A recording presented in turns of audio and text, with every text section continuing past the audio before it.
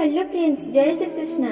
तो आज आम जानिबा इंद्रदेवଙ୍କ केउ अभिशाप पई महिला माने मासिक धर्म बा पीरियड्स भोगुछंती। तो चलंतु सुनिबा।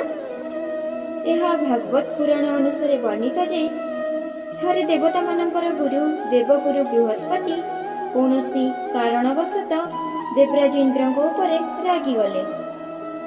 तेणु देवगुरु बृहस्पति को अशांति बढ़िबारु राक्षस माने स्वर्ग को आक्रमण कले।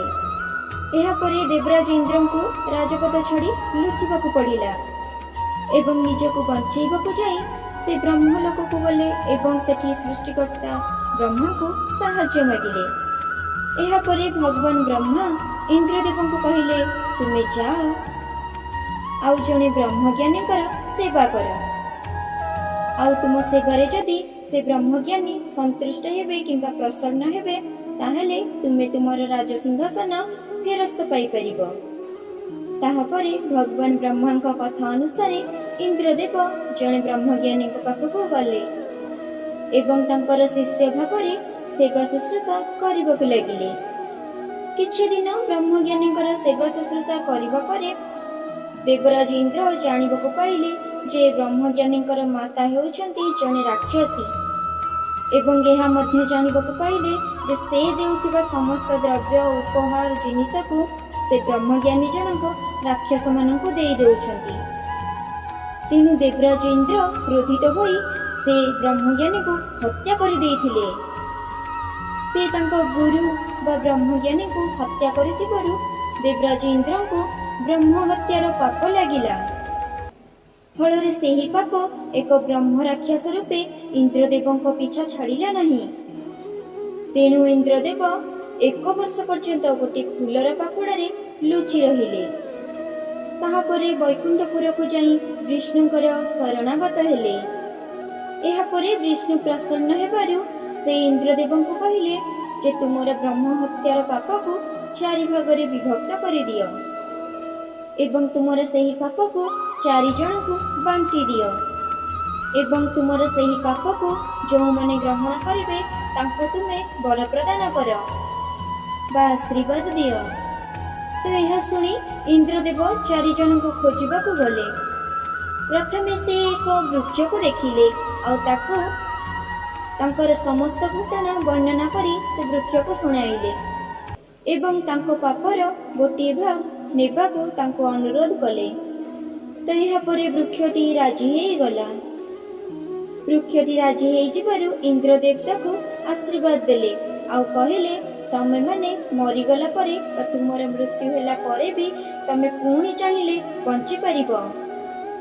सेथि पई आपण माने देखिथिबे कितोटी वृक्षर मरी गला परे मध्ये तार डाल को नै किछि जागा रे पोती देले से आपे आपे पुणी बंची जाए।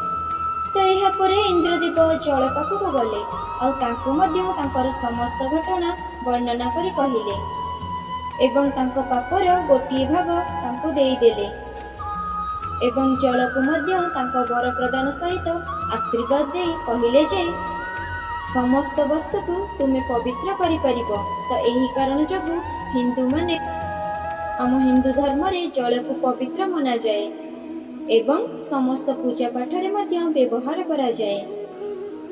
तेणु आमे माने जेते अशौच हेले मध्य जल रे थरे गाधोइला परे किंबा जल टिके छिंची हेई गला परे आमे पवित्र हेई जाई थाउ।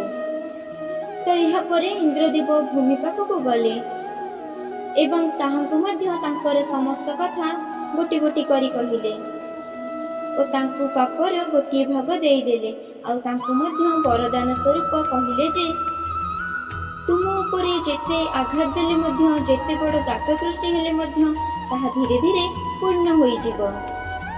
तेणु आमे माने भूमि को जेते आघात देले मध्य कि ता उपरे जेते गात करिले मध्य ताहा धीरे धीरे पूर्ण होई जाई थाए।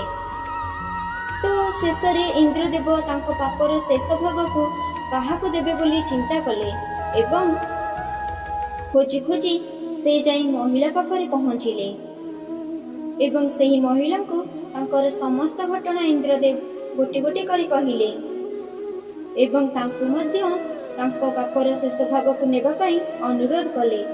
आउ फलस्वरूप महिला मध्य राजी हेई जाइथिले इंद्रदेवंकर सेही पापर शेष भाग को ग्रहण करिबा पाई। तो सेही दिन ठारू इंद्रदेवଙ୍କ ब्रह्म हत्यार फल स्वरूप सबु नारी मानंको मासिक ऋतुस्राव व पीरियड्स जंत्रणा भोगिबाको पड़िथाए।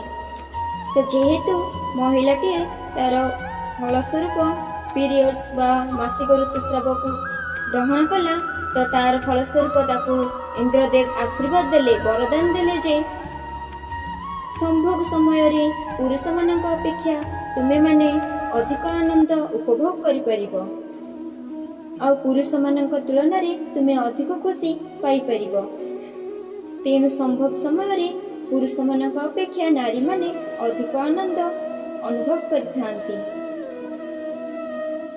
तो बंधुगण, आपण मानक जदि आजिर भिडियोटी भल लगी थाए, मन को छुई थाए, तेबे आम चैनल को गोटे सब्सक्राइब करी आम भिडियोटी गोटे लाइक कर नियंतु। तो एमती नुआ नुआ भिडियो देखिया पई आम चैनल को एबे ही सब्सक्राइब करंतु।